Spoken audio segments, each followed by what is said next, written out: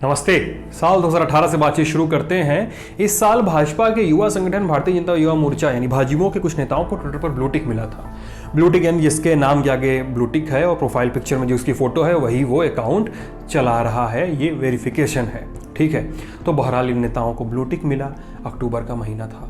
कहते हैं कि ये ब्लूटिक भाजयुमो की राष्ट्रीय अध्यक्ष पूनम महाजन के कहने पर उनकी जुगत पर मिला था। इसे यकीन इस बात से भी मिलता है कि कुछ एक नव ब्लू टिकियों ने पूनम महाजन को शुक्रिया भी कहा था। लेकिन डार्क ट्रुथ है कि उत्सव की उम्र लंबी नहीं होती। कुछ दिनों में ये ब्लू टिक गायब हो गया।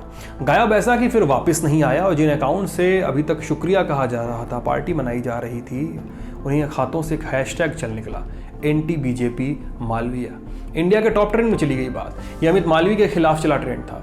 वही अमित मालवीय जो भाजपा के आईटी सेल के नेशनल इंचार्ज हैं, वही अमित मालवीय जिन पर पूनम महाजन के कथित समर्थकों ने ही भाजपा के खिलाफ होने का आरोप लगाया, वही अमित मालवीय जिन पर अभी सुब्रमण्यम स्वामी ने भी यही आरोप लगाया है, और वही अमित मालवीय जिन पर यह कहा गया कि उनके कहने पर पूनम महाजन के साथ के लोगों के ब्लूटिक हटाए गए। अब स्वामी ने झगड़ा पाल लिया है, कह रहे हैं कि इनको हटाइए वरना खुद से अब खुद का बचाव करेंगे। लेकिन स्वामी इतने बड़े नेता, इतने बड़े अर्थशास्त्री क्यों अदावत पाल बैठे?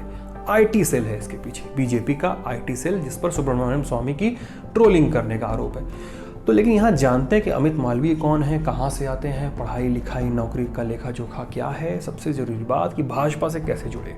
यूपी का शहर प्रयाग, अमित मालवीय यहीं के रहने वाले। झुकाव हुआ कि बैंकिंग में जाएंगे। तो शुरुआती पढ़ाई के बाद दयालबाग एजुकेशनल इंस्टीट्यूट गए बीबीएम की डिग्री लेने फाइनेंस में। 1995 से 98 तक यहाँ पढ़ाई लिखाई करने के बाद पुणे चले गए symbiosis institute of management studies में।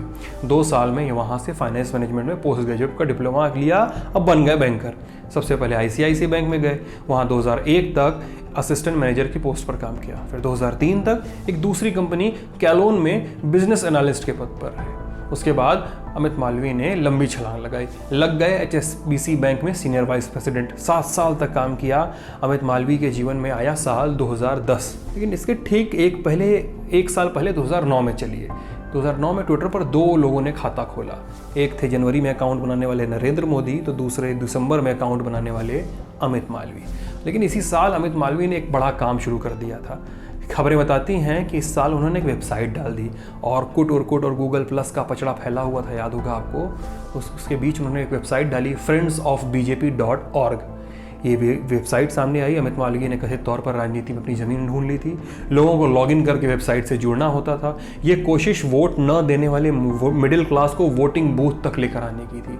इतनी सफल हुई तो कहते हैं कि लखनऊ में इसकी पार्टी शार्टी भी हुई थी। अब आता है साल 2010। अमित मालवीय इस साल बैंक ऑफ अमेरिका में वाइस प्रेसिडेंट लग गए, बेंगलोर चले गए। 2 साल नौकरी की, लेकिन समय आ गया था कि अमित मालवीय अब बीजेपी में फ्रेंड के ओहदे से थोड़ा आगे बढ़े। मुंबई में तमाम बैंकों में वो काम कर चुके थे बेंगलोर के पहले, और मुंबई भाजपा के एक और नेता की ज़मीन थी। नेता का नाम पीयूष गोयल। जानकार पत्रकार बताते हैं कि गोयल उस समय भाजपा के खजांची थे। 2009 में पार्टी लोकसभा का चुनाव हार चुकी थी। चुनाव के 2 साल पहले प्रद्युत बोरा की निगरानी में बना बीजेपी का आईटी सेल बहुत ज़्यादा कमाल नहीं कर सका था। पार्टी नवीनीकरण के मोड में आ रही थी। तमाम विभागों में नए लोगों की ज़रूरत महसूस की जा रही थी। कट टू 2012, नए बैंक में नई नौकरी को 2 साल पूरे हो गए थे। पत्रकार बताते हैं कि अमित मालवीय और पीयूष गोयल में कुछ करीबी थी। ये करीबी फ्रेंड्स ऑफ बीजेपी के जरिए आई थी। भाजपा के टैलेंट हंट में अमित मालवीय चुने गए। कहते हैं कि साल 2012 में अमित मालवीय भाजपा के आईटी सेल से जुड़ गए। उस समय आईटी सेल का काम धाम अरविंद गुप्ता देख रहे थे।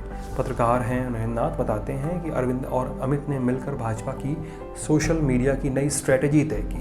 चूँकि नरेंद्र मोदी की छवि को पटल पर लेकर आना था और एक बड़ा व्यापक प्रोजेक्शन चाहिए था, तो काम ज़्यादा था। लिहाजा आईटी सेल डबल इंजन पर काम करने लगा। साल 2014 भाजपा चुनाव जीत गई, नरेंद्र मोदी पीएम। अगले साल 2015 में अमित शाह भाजपा के राष्ट्रीय अध्यक्ष बनाए गए। पार्टी बिहार और दिल्ली में हार चुकी थी चुनाव। बहुत सारा बदलाव किया जाना बचा था। डिजिटल फ्रंट पर सरकार को बड़े फैसले लेने थे। अरविंद गुप्ता को आईटी सेल से लाकर माई जीओवी का प्रोजेक्ट दिया जाना था। ये काम हो गया 2015 में, और इसी साल अमित मालवीय वो बने जो वो आज हैं, यानी आईटी सेल के राष्ट्रीय इंचार्ज। और अब तक जो काम बहुत केंद्रित तरीके से चल रहा था, उसकी कार्यप्रणाली अमित मालवीय ने थोड़ी बदली। कैसे? साल 2016 में इंडिया फाउंडेशन के जम्मू में आयोजित 5वें यंग थिंकर्स मीट में भाषण देते हुए अमित मालवीय ने कहा था कि भाजपा के नज़रिए से देखूं तो अगले 2 सालों तक गवर्नेंस ही प्रमुख मुद्दा होगा। साथ ही भाजपा कई सारे असंबद्ध ग्रुप्स और माध्यमों के साथ मिलकर काम करेगी ताकि मुद्दों के बारे में ज़्यादा से ज़्यादा लोगों को अवगत कराया जा सके। ये भाषण इंडिया फाउंडेशन की वेबसाइट पर मौजूद है। वहीं बिजनेस स्टैंडर्ड में छपी खबर के हवाले से बात करें तो 2017 के यूपी विधानसभा चुनाव में अमित मालवीय का खुला खेल फर्रुखाबादी हो गया। मतलब ये कि 1 साल पहले इंडिया फाउंडेशन में दिए गए अपने भाषण को अमित मालवीय जी रहे थे, खुद प्रयाग के थे और कुछ साल आगरा में भी रहे थे। खबर दावा करती है कि इन्हीं असंबद्ध ग्रुपों से निकल रहे व्हाट्सएप मैसेजों ने संघ परिवार की इस चुनाव में बहुत मदद की। भाजपा जीत गई। गोरखनाथ मंदिर से निकलकर योगी आदित्यनाथ मुख्यमंत्री की कुर्सी पर पहुंच गए। अब अमित मालवीय का कद बढ़ चुका था। वो थोड़ा मजबूती से पार्टी में खड़े थे, लेकिन जिस समय अमित मालवीय की कामयाबी का मेयार दिख रहा था उसमें उनकी टीम हज़ारों आरोपों से गुजर रही थी। सोशल मीडिया पे कहा जाने लगा कि आईटी सेल का काम ट्रोलिंग करना है। पत्रकार स्वाति चतुर्वेदी ने आई एम ट्रोल नाम से किताब लिखी। इसमें स्वाति खोसला के हवाले से बातें लिखी थी। खोसला आईटी सेल की पूर्व मेंबर होने की बात कहती हैं। अरविंद गुप्ता के साथ काम करने का दावा करती थी। उन्होंने आरोप लगाया कि उन्हें रोज़ बताया जाता था कि सरकार और पार्टी पर सवाल उठाने वालों को सोशल मीडिया पर घेरना है, ट्रोल करना है। अरविंद गुप्ता ने बाद में नकार दिया कि खोसला कभी आईटी सेल से जुड़ी नहीं थी। अमित मालवीय और उनकी टीम पर झूठी जानकारियां फैलाने के बहुतेरे आरोपों की फहरिस्त है। फहरिस्त इतनी लंबी कि सोशल मीडिया पर कुछ लोग उन्हें फेक न्यूज़ की फैक्ट्री का मालिक कहते हैं। अमित मालवीय कोई ट्वीट डालते हैं या रिट्वीट करते हैं, फैक्ट चेक करने वाली वेबसाइटें अक्सर सच सामने लेकर आ जाती हैं। उदाहरणों से देखिए, 28 दिसंबर 2019 देश भर में सीए के खिलाफ प्रदर्शन हो रहे थे तो लखनऊ में भी ऐसा प्रोटेस्ट हुआ। अमित मालवीय ने इस दिन एक ट्वीट किया, कहा कि लखनऊ में हुए प्रोटेस्ट में पाकिस्तान जिंदाबाद के नारे लगाए गए। अमित मालवीय के इस ट्वीट की fact checking website alt news ने पड़ताल की। निकल कर आया कि अमित मालवीय गलत बोल रहे थे। लखनऊ में प्रोटेस्ट करने वाले काशिफ साहब जिंदाबाद के नारे लगा रहे थे, जो AIMIM के प्रतिनिधि हैं। अमित के 15 नवंबर 2017 के ट्वीट को देखिए। उन्होंने राहुल गांधी का क्लिप किया हुआ वीडियो शेयर किया। राहुल गांधी बोलते दिख रहे थे कि ऐसी मशीन लगाऊंगा, इधर से आलू डालूंगा, उधर से सोना निकलेगा। राहुल गांधी का मजाक उड़ने लगा। राहुल गांधी ने इस रैली का पूरा तथाकथित वीडियो अपलोड कर दिया। उसमें वो कहते दिख रहे थे कि कुछ महीने पहले यहाँ बाढ़ आई तो पीएम मोदी ने कहा कि 500 करोड़ रुपए दूंगा, एक भी रुपया नहीं दिया।